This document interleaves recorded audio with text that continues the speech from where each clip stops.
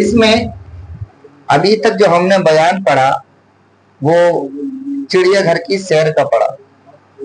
اب اور آگے دیکھتے ہیں کہ چڑیا گھر میں ہم نے کیا کیا دیکھا. آگے ہے پلنگ زیاد. پلنگ زیاد، چیتے زیادہ. پلنگ کا معنی ہوتا ہے تیندوا. پلنگ کا معنی ہوتا ہے تیندوا. تیندوے زیادہ، تیندوے زیادہ. پھر اس کے علاوہ یوز ہائے مختلف. یوز ہائے مختلف، الگ الگ قسم کے چیتے. الگ الگ قسم کے چیتے. پلنگ کا معنی کیا ہوتا ہے؟ تیندوا. پلنگ کا معنی ہوتا ہے تیندوا. اور اس کے علاوہ یوز ہائے مختلف. مختلف تو مختلف کا معنی ہے الگ الگ، اور یوز ہائے کا معنی کیا ہے؟ چیتے.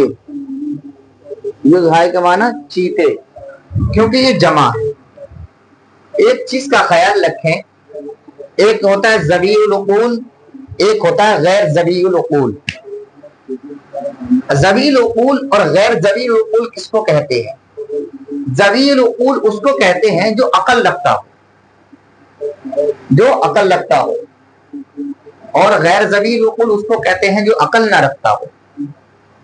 غیر ذوی العقول کی جو جمع آتی ہے وہ آتی ہے آخر میں ہا بڑھا دیتے ہیں، جیسے جام ہا، کتاب ہا. آپ نے پڑھا ہے نا کتابوں میں اس کو، جیسے کتاب ہا، جام ہا. اور زیادہ تر ذوی العقول کی جو جمع آتی ہے وہ اور الف اور نون کے ساتھ آتی ہے آخر میں، جیسے پسر کی جمع پسران. سمجھ میں آ رہا ہے؟ دختر کی جمع دختران. کیونکہ یہ عقل رکھتے ہیں، یہ عقل والے ہیں، یہ ذوی العقول ہیں. اور غیر ذوی العقول کی جو جمع آتی ہے وہ ہا کے ساتھ میں آتی ہے. ہا کے ساتھ میں، جس طرح سے یہاں آپ دیکھ رہے ہیں یوز ہائے مختلف. یوز ہائے مختلف، الگ الگ قسم کے چیتے. گفتار ہائے عجیب الخلقت کہ صدائے غریب بھی کردن. بجو، بجو عجیب، بجو عجیب قسم کی انوکھی آواز بلند کرتے تھے. بجو عجیب قسم کی انوکھی آواز بلند کرتے تھے، یعنی آوازیں نکالتے تھے. میمون ہائے مختلف وغیرہ. بندر اور ان کے علاوہ، بندر، بندروں کے علاوہ. میمون ہاں یہ جمع ہو جائے گی بندروں کی، بندر کی جمع میمون ہاں یعنی بندر. الگ الگ بندر وغیرہ. ہما انواع حیوانات دیدہ شد، تمام جانوروں کی قسمیں دیکھی گئیں. بندر اور ان کے علاوہ تمام جانوروں کی قسمیں دیکھی گئیں. دو فیل ہمبودند، دو ہاتھی بھی تھے.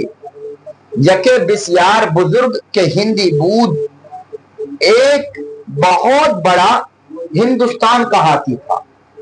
ایک بہت بڑا ہندوستان کا ہاتھی تھا. ہندی تھا کیا مطلب؟ ہندوستان کا تھا. دیگرے از افریقہ، اور دوسرا افریقہ کا، یعنی دوسرا ہاتھی جو تھا وہ افریقہ کا تھا. ایک ہاتھی ہندوستان کا تھا اور دوسرا ہاتھی افریقہ کا تھا. فیل افریقہ بسیار تفاوت با فیل ہند داشت. افریقہ کا ہاتھی بہت فرق رکھتا تھا ہندوستان کے ہاتھی سے. افریقہ کا ہاتھی ہندوستان کے ہاتھی سے بہت فرق رکھتا تھا. کس اعتبار سے؟ گوش ہائے خیلے بزرگ تر وہ پہن تربود، اس کے کان بہت بڑے اور چوڑے تھے. اس کے کان بہت بڑے اور چوڑے تھے. گاؤں میش وحشی بزرگ کوچک ہمبودند، جنگلی بھینس چھوٹی اور بڑی بھی تھی. ایسے کہیے گا کہ جنگل کی بھینسیں چھوٹی اور بڑی بھی تھی. जंगल की भैंस छोटी और बड़ी भी थी। गाँव में तिब्त नेज दीदम, जंगली तिब्त भी मैंने देखी, जंगली तिब्त भी मैंने देखी।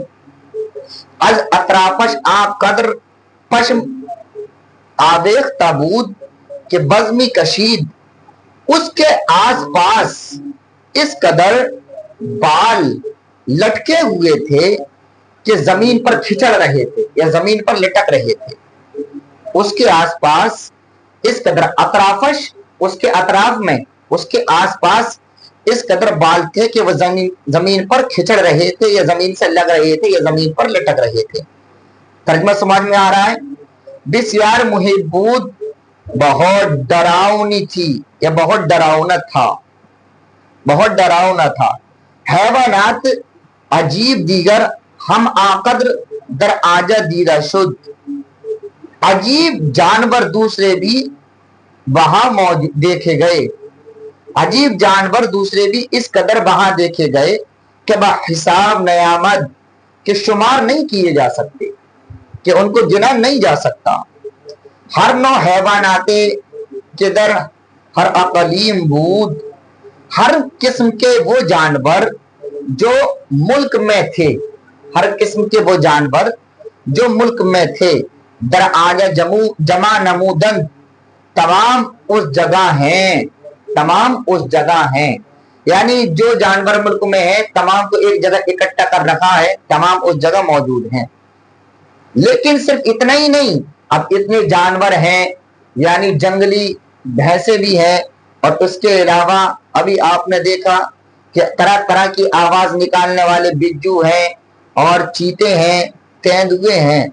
लेकिन अच्छी बात क्या है, दर कमाल नजाफत व पाकीज़गी खुराक हर एक रामी दहन, हर एक को सफाई और सुथराई के साथ, कमाल ये है कि हर एक को सफाई और सुथराई के साथ खाना दिया जाता था, हर एक को सफाई और सुथराई के साथ खाना दिया जाता था। अनवा तोतीहा, अनवा तोतीहा परिंदों की किस्में, व ताउस हा व अनवा मुर्गाए खुश रंग, और मोर और अच्छे रंग वाले मुर्गों की किस्में। ऐसे कहिएगा किस्म किस्म के तोते, किस्म किस्म के तोते या परिंदे, किस्म किस्म के परिंदे, किस्म किस्म के परिंदे और मोर, अच्छे रंग वाले मुर्गे, किस्म किस्म के अच्छे रंग वाले किस्म किस्म के मुर्गे। दर कफसे बिस्यार, एक बड़े दर कफसे बिस्यार बुजुर्ग मशगूल परवाजो बाजी बूदन, एक बड़े पिंजरे में उड़ने और खेलने में मशगूल थे। किस्म किस्म के परिंदे, मोर और अच्छे रंग के मुर्गे, अच्छे रंग की किस्म वाले मुर्गे एक बड़े पिंजरे में खेलने और उड़ने में मशगूल थे। बाज माही खाना आमदेम, फिर हम चिड़ियाघर आए, फिर हम चिड़ियाघर आए। दोबारा तर्जुमा देखें। पिलंग ज्याद, तेंदुए ज्यादा, यूज हाय मुख्तलिफ, किस्म किस्म के चीते, गुफ्तार हाय अजीबुल खिलकत के सदाए गरीब मी करदन, अजीब किस्म के बिज्जू जो अनोखी आवाज करते थे, मैमून हाय मुख्तलिफ वगैरह, हमा अनवा हैवानात दीदा शुद्ध, बंदर अलग, बंदर मुख्तलिफ अलग, बंदरों की अलग अलग किस्में, बंदरों की अलग अलग किस्में वगैरह, और तमाम जानवरों की किस्में देखी गईं। दो हाथी थे, एक बहुत बड़ा था जो कि हिंदुस्तान का था और दूसरा अफ्रीका का। लेकिन अफ्रीका का हाथी हिंदुस्तान के हाथी से फर्क रखता था, बहुत बड़ा फर्क रखता था, बड़ा फर्क रखता था। उसके कान चौड़े और लटके हुए थे। एक जंगली गांव में वहशी बुजुर्ग को चको हम बूदन, जंगली भैंस छोटी और बड़ी भी थी। तिब्त भैंस भी देखी गई, मैंने देखी।